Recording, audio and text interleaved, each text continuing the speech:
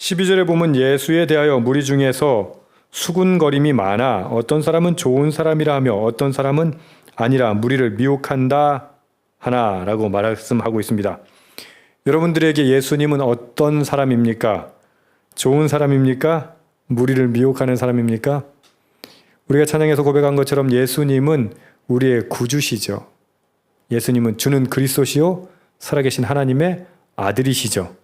그게 예수님이에요. 예수님을 믿는다는 건 예수님이 어떤 분이신가를 믿는다는 거죠.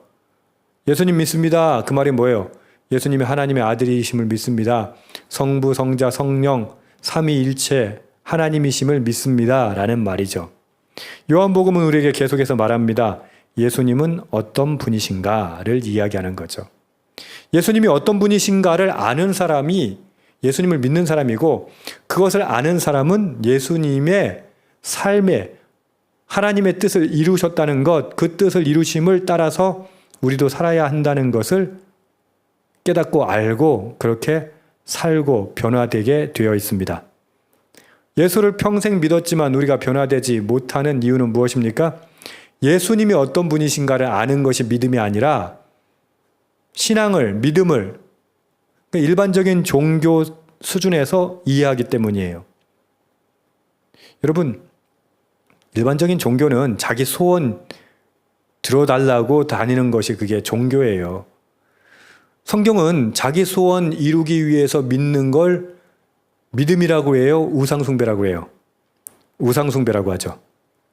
자기 소원 이루기 위해서 믿는 건 우상숭배라고 성경은 얘기하는데도 불구하고 우리나라 사람들은 계속해서 우상숭배가 믿음인 줄 알아요. 기껏해야 자기 소원 들어주시기를 바라는 거고, 그렇게 되면 하나님이 살아계신 거고, 자기 소원이 이루어지지 않으면 하나님이 살아계시지 않는 거예요.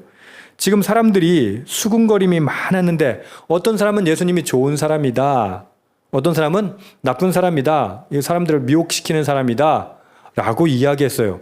그 기준이 뭐예요? 자기한테 유리하면 좋은 사람, 자기한테 불리하면 나쁜 사람이죠. 우리의 기준도 맞지 않나요? 아우, 그 사람 참 좋은 사람이야. 뭘 기준으로? 나한테 잘해주면 좋은 사람. 만약에 제가 막 예전이 볼 때마다 괴롭히고 막 약 올리고 그러면은 예전이 머릿속에 목사님 저는 참 나쁜 사람이다 이렇게 기억날 거예요. 그치? 나중에 예전이가 40, 50대 가지고 어디 가지고 간증할 때, 아유 제가 10대 때 아유 우리 교회 목사님 얼마나 나쁜 사람인지 몰라요. 막 저를 얼마나 괴롭혔는지 몰라요. 이렇게 얘기할 수도 있어요. 기준이 뭐다? 나한테 잘해줬나 못해줬나. 그게 좋은 사람 나쁜 사람이에요. 그런데 여러분 화들짝 놀랄 일이 있어요. 7절 보세요. 세상이 너희를 미워하지 아니하되 나를 미워하나니, 이렇게 돼 있어요. 예수님을 나쁜 사람이라고 얘기했어요. 미워했어요. 싫어했어요. 그 이유가 뭐라고 나와 있습니까? 이는 내가 세상의 일들을 악하다고 증언함이라. 보세요. 예수님 지금 뭘 말씀하셨다고요? 세상이 악하다고 말씀하시는 거예요. 이게 진리잖아요. 근데 진리를 말해도 악한 사람은 자기가 악하다는 말을 들으면 어떻게 해? 기분 나쁜 거지. 싫은 거지. 미운 거지. 그러니까 어떻게 마음이 찔리는 사람은 예수님이 나쁜 사람인 거예요. 예수님이 병 고쳐준 사람, 오병이어 가지고 먹여준 사람, 안아준 사람, 위로해준 사람, 그런 사람들은 예수님 뭐라고 할까요? 좋은 사람이라고 하겠죠. 그만큼 우리가 판단하는 진리의 기준이라는 게 결국은 나예요. 나를 중심으로 모두가 판단하는 거예요. 특히나 이 시대는 나를 중심으로 판단하는 게 너무 강력해졌어요. 아마 인류 역사상 지금만큼 나를 중심으로 가치 판단이 되는 시대는 없었을 거예요. 왜냐하면 그래도 도라는 게 있었잖아요. 소위 말하는 진리라는 게 있었잖아요. 근데 포스트 모더니즘, 그러니까 포스트 모던 이후의 세대들은 다 뭘 기준으로 진리인가 아닌가를 판별해요? 나를 기준으로. 그러니까 우리도 성경의 진리임을 믿습니다 라고 고백하는 사람들이지만 그럼에도 불구하고 성경에서 나한테 불리한 거는 진리라고 생각하지 않는 거예요. 예수님을 왜 미워해요? 세상이 악하다고 하니까. 여러분, 교회는 어떤 역할을 해야 돼요? 악한 걸 악하다고 말하는 역할을 해야 돼요. 그런데 교회조차도 어떻게 해요? 나한테 유리한 거는 선한 거고 나한테 불리한 거는 악한 거예요. 여러분, 교회가 손해보는 거예요. 예수 믿는 사람이 손해보는 거예요. 근데 어떻게 해요? 교회가 손해보려 하지 않아요. 왜 그래요?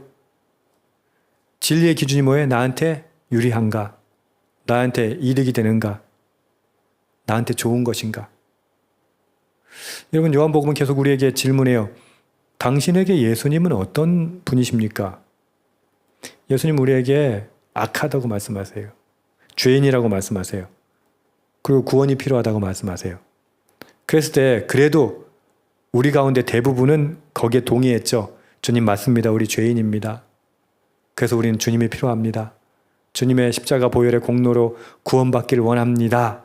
라고 동의해서 지금 다 신앙생활 하시는 거잖아요. 거기까지는 오케이. 근데 그 다음이 문제예요. 신앙생활 할 때 결국 삶의 모든 문제의 기준은 또 뭐가 된다? 또 내가 되는 거예요. 예수님이 아니라, 하나님이 아니라.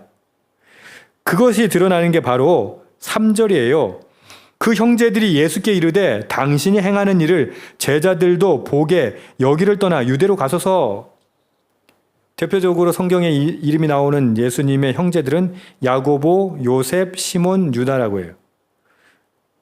이들은 예수님한테 갈릴리 여기 있지 말고 유다 가서 물 들어올 때 노저라고 충고를 해요. 당신처럼 지금 명성과 인기를 얻으려면 지금 여기 있으면 안 되죠. 왜? 지금 분위기가 어때요? 방금 얼마 전에 오병이어 사건이 있었잖아요. 이 사람들이 예수님을 뭘로 삼으려고 그래요? 왕으로 삼으려고 하거든요. 임금으로 삼으려고 하거든요. 그러니까 이 총구석에 있지 말고 어디 가야 된다고? 당신은? 유대에 가야 된다고. 유대 가가지고 어떻게 해라? 제발 좀 승리해라 이거예요. 좀 성공해라 이거예요. 근데 이들이 이렇게 말하는 이유 5절 이는 그 형제들까지도 예수를 믿지 아니함이로라. 안드레가 시몬에게 자기 형제 시몬에게 뭐라고 해요? 예수님 소개할 때 메시아를 봤다고 소개하거든요. 아니, 안드레도 예수님이 메시아인 줄 알았어요. 근데 형제들 뭐라고 그래요? 여기는 그 나다나엘이 예수님을 하나님의 당신은 하나님의 아들이요 이렇게 얘기하잖아요. 이스라엘 왕입니다 라고 고백하잖아요. 근데 정작 예수님의 형제들은 뭐라고 얘기하고 있다고요? 믿지 않아요. 그냥 유대로 빨리 가가지고 명성과 인기를 얻으라고 이야기해요. 사마리아 여인은 또 뭐라고 합니까? 막 물동이를 놔두고 가가지고 뭐라고 얘기해요? 내가 그리스도를 만났다라고 얘기해요. 근데 형제들은 알지 못해요. 이게 참 아이러니예요. 여러분, 가장 가까이 있는 진리에 가장 가까운 사람들이 진리를 알지 못해요. 이게 아이러니하죠.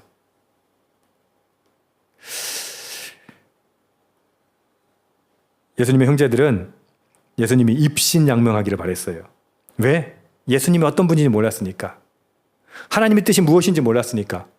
여러분, 예수님은 당신의 뜻을 이루기 위해 오신 분이 아니에요. 인기를 얻기 위해서, 유명해지려고, 명성을 얻기 위해서 오신 분이 아니에요. 뭐 하려고 오신 분이에요? 하나님의 뜻을 이루기 위해서 오신 분이에요. 할렐루야. 근데 그것을 이해하지 못한 사람은 자기 중심적으로 이 모든 문제를 보는 거예요. 마치 예수님의 형제들처럼 아마 비아냥거림도 있지 않았겠는가 저는 생각해요. 여기서 이러고 있지 말고 그 왜 그 도망 다니고 숨고 그러냐고 가가지고 이름을 떨치라고 라고 하는 마음도 있었을 것 같아요. 왜? 그들은 예수님을 믿지 않았기 때문이에요. 자기 중심적인 사고를 가진 사람들은 어떻게 해요? 진리를 알지 못해요. 진리를 볼 수가 없어요. 왜? 자기 중심적 사고를 가지고 이 모든 문제를 바라보니까. 여러분, 세상이 예수님을 미워하는 이유는 자기 중심적인 거예요. 우리가 신앙생활하면서 혼란이 오고 두려움이 오고 문제가 해결되지 않을 때 그래서 예수님을 부인하게 되는 이유도 뭐예요? 자기 중심적 사고를 가지고 신앙을 받아들이기 때문이에요. 여러분, 우리가 뭐라고 진리를 내 마음대로 이게 진리가 아니야 이렇게 얘기합니까? 진리를 기준으로 내가 그 진리에 맞는지 안 맞는지를 판단해야죠. 그걸 지금 예수님 뭐라고 말씀하신다고요? 세상을 악하다 하면 세상이 나를 미워한다 라고 말씀하시는 거예요. 성경이 우리에게 악하다 그러면 어떻게 해요? 성경을 미워할 게 아니라, 진리를 미워할 게 아니라 회개해야 할 일이죠.